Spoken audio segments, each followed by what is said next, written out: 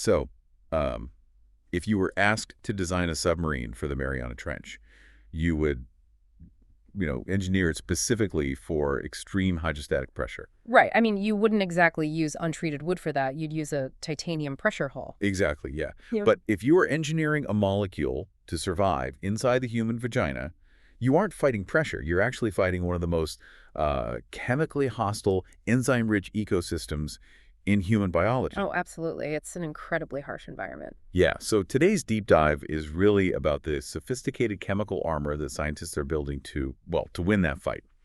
Specifically, we're looking at how we manipulate hyaluronic acid, or HA, to treat genitourinary syndrome of menopause, also known as GSM. And, the biological challenge here is just staggering. I mean, we are taking a native molecule, HA, which is universally recognized for its hydration capacity, right? Right. And we're trying to deploy it into an environment that is actively optimized to destroy it. Like, in its native state, if you inject hyaluronic acid into the vaginal mucosa, it has a half-life of maybe 24 to 48 hours. Wow, so just a day or two. Yeah, exactly. Before it is completely depolymerized by the body's native enzymes. Which means any clinical benefit for, vaginal atrophy or tissue shrinkage or loss of elasticity, it just vanishes almost immediately.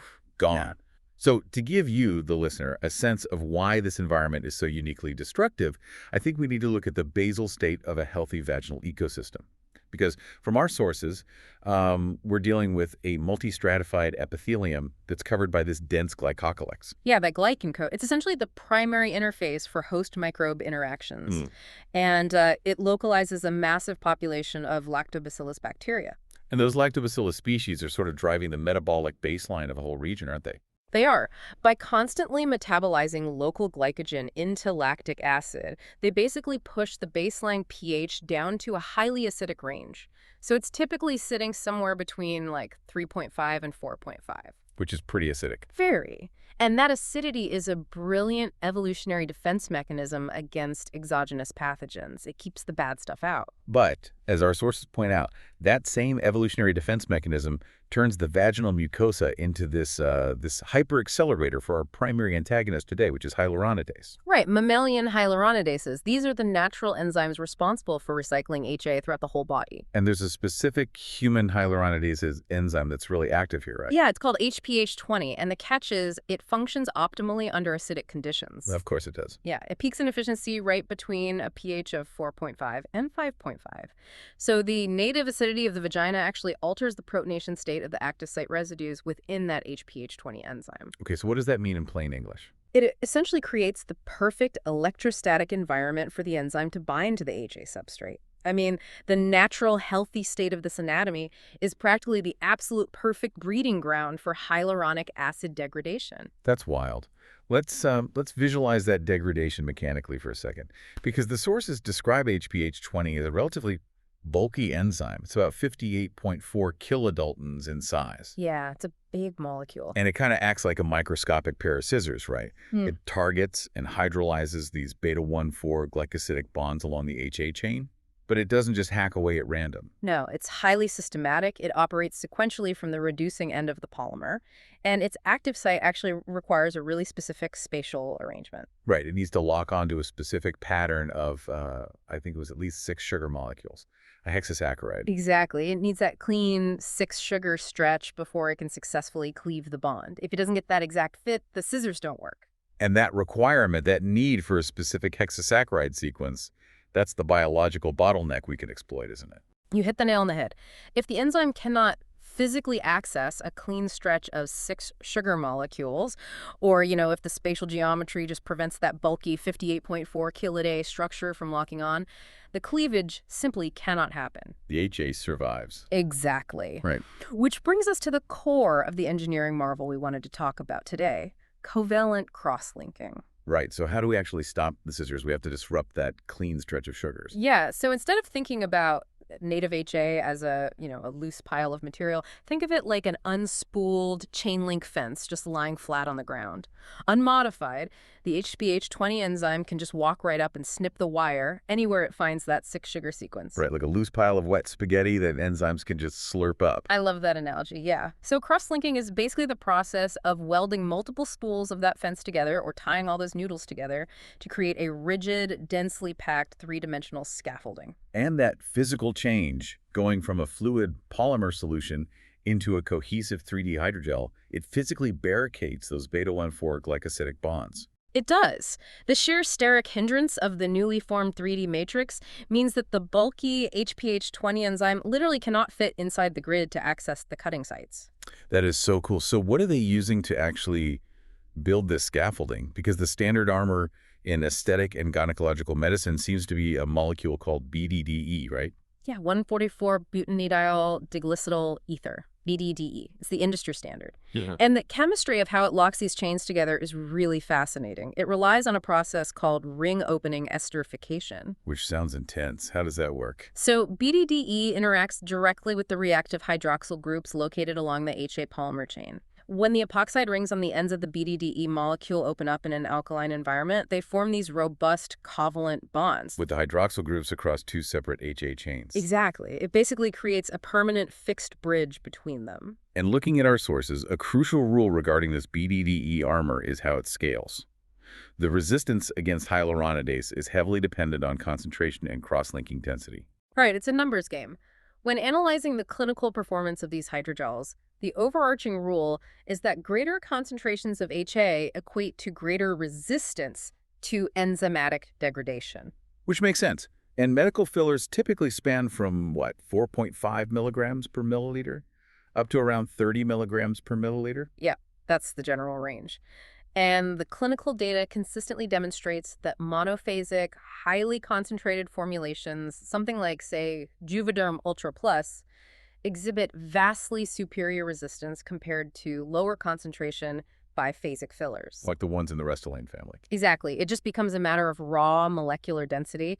A higher concentration means more cross-links per cubic millimeter, which generates a tighter mesh that the enzyme struggles to penetrate. Okay, but this is where I want to push back a little bit on the chemistry. Because making it highly cross-linked and concentrated makes it last longer. Why not just cross-link it to the absolute maximum? Right. Why not just push the BDDE concentration to the absolute limit? Exactly. Just cross-link every available site on the HA chain and create this impenetrable block of HA that lasts for a decade. Why don't they do that? Well, it's a great question, and it's because of a massive biological bottleneck involving the CD44 receptor in human tissue. Ah, okay. The bioactivity catch. Yes. The CD44 receptor dictates the entire bioactivity of hyaluronic acid. See, HA does not just act as an inert sponge holding water in the tissue. It actively binds to CD44 receptors on the surface of local fibroblasts. And those are the cells that make collagen. Yeah. This binding event triggers intracellular signaling cascades that regulate cell adhesion, migration, and crucially, the synthesis of new endogenous collagen and elastin. So to successfully bind to that CD44 receptor, the HA molecule requires its carboxylic acid and hydroxyl groups to be exposed and available. But here's the problem. The cross-linking process with BDDE directly consumes those exact same hydroxyl groups. Oh, wow. So it's an unavoidable zero-sum game. Exactly. When HA is heavily modified with BDDE, those critical binding sites are permanently occupied by the cross-linker bridges. The heavier the armor, the less the molecule can interact with CD44. So if you max out the cross-linking, you create a hydrogel that is practically immortal against enzymes, but it's totally biologically mute. Right, it just becomes an inert spacer. It won't trigger any regenerative cellular pathways, so you're stuck balancing physiological stability against bioactivity. If you under-cross-link it, the highly acidic vaginal environment and those HPH20 enzymes just shred it in a few days. And if you over-cross-link it with BDDE, you get longevity but zero tissue rejuvenation. Which is a huge problem for treating something like GSM. But this fundamental limitation is actually what drove the development of the next generation of cross-linking technology, right? Polyethylene diglycidyl ether, or BDDE. Yes, BDDE. It shifts the paradigm away from just increasing the sheer number of bridges and instead alters the geometry of the bridges themselves. Wait, how does the geometry change? Well, BDDE is a uniform monomer. Every single bridge it forms between the HA chains is the exact same length, which creates a relatively predictable repeating lattice. Okay, so it's like a ladder with identical rungs. How? But PEGI is different. Very different. PEGI is a polymer itself. It consists of a mixture of oligomers of varying chain lengths. So when you introduce PEGI into the HA matrix, you aren't building uniform bridges. You're creating a highly irregular network with unequal spacers. Exactly. Some of the cross-links are short and tight, while others are long and highly flexible. And that asymmetrical geometry is the key to its superior degradation resistance. Because as we said earlier, HPH20 requires a very specific spatial arrangement, that clean hexasaccharide sequence to dock and cleave the bond. Right, so the unequal spacers in a PEGI matrix warped the 3D architecture of the gel unpredictably. It essentially acts as a molecular camouflage. That is brilliant. Because the spacing is irregular, it physically masks the cleavage sites. The frequency of an exposed, correctly oriented 6-sugar stretch just drops dramatically. Yeah, so that 58.4 kiloVANA enzyme approaches the matrix, but the irregular topology prevents its active site from locking onto the beta-104 glycosidic bonds. And the clinical outcomes of this geometric masking are pretty profound. Hmm. From what we read, PEGI hydrogels possess a significantly greater resistance to degradation by hyaluronidase than BDDE, even when they're matched for concentration. Exactly. You achieve optimal resistance and survivability without having to consume every single hydroxyl group. So you preserve that crucial CD44 bioactivity. Plus, the unequal oligomer chains don't just upgrade the enzymatic armor, they fundamentally rewrite the physical mechanics of the hydrogel. They do. The irregular polymer network directly alters the osmotic properties of the filler. Because the cross-linked network lacks uniform pockets to trap water, this uneven geometry severely restricts osmotic expansion. Which translates into a notably lower swelling rate post-injection compared to the uniform lattice of BDDE. And for any practitioner working in the delicate dynamic tissues of the vulvovaginal region, unpredictable swelling is a really severe complication. It causes immense discomfort and distorts the anatomical baseline. Nobody wants that. Mm. And beyond osmotic control, for the same number of moles, the PEGI-D matrix yields a stiffer gel with enhanced elasticity. Yeah, it can stretch and deform with the dynamic movement of the pelvic floor and vaginal canal, but those varied lengths of the PEGI-D oligomers provide a stronger recoil force. They snap the tissue back to its original shape. So to ground this in reality for you, the listener, we actually see this theory put into clinical practice with specific products from our sources, like Nivea Rose. Oh, definitely. Nuvula Rose is a great example. It leverages PEGI-D cross-linking to maintain an extremely high HA concentration of 28 milligrams per milliliter. Which is huge. That provides massive structural support for things like labia majora puffing, or just restoring volume loss to vaginal atrophy. And because the PEGI armor is so efficient at masking the cleavage sites without totally monopolizing the chemical structure, the engineers can weave specific free amino acids right into the gel. Right, namely glycine and L-proline. Exactly, which are the primary rate-limiting building blocks for collagen triple helix formation. So the matrix provides the scaffolding, the exposed HA sites activate the CD44 receptors, and the gel simultaneously feeds the local fibroblasts the exact substrates they need to make new collagen. It's just a brilliantly optimized multi-pathway approach. You simply couldn't do that with a heavily maximized BDDE lattice. You really couldn't. But, this level of architectural engineering does bring up a practical concern. What if a practitioner overcorrects? Or let's look at the absolute worst-case scenario, vascular occlusion. Right, injecting it into a blood vessel by mistake. Yeah. What if they accidentally inject a dense 28 milligrams per milliliter PEGI-D filler directly into a local artery, causing vascular compression? If these advanced fillers are so highly resistant to enzymes, are we stuck with them? Are we trapped by our own success? It's a great question, but thankfully we are not. And this actually highlights one of the greatest advantages of HA fillers over irreversible biostimulators like silicone or autologous fat transfers. Reversibility. Yes, the armor is incredibly robust, but it can be overwhelmed through the principles of mass action and enzyme kinetics. Medical professionals can use the very enzyme we've been fighting, hyaluronidase, as a rescue therapy. By injecting high-dose exogenous hyaluronidase, right? Yeah. Usually sourced from ovine or bovine origins. Exactly. You essentially flood the local tissue compartment with so much exogenous enzyme that the steric hindrance and geometric masking of the PEGRD or BDD matrix are physically overwhelmed. But our sources point out a major nuance here. Not all fillers dissolve equally. The kinetics of this rescue dissolution depend entirely on the specific cross-linking technology you're trying to melt.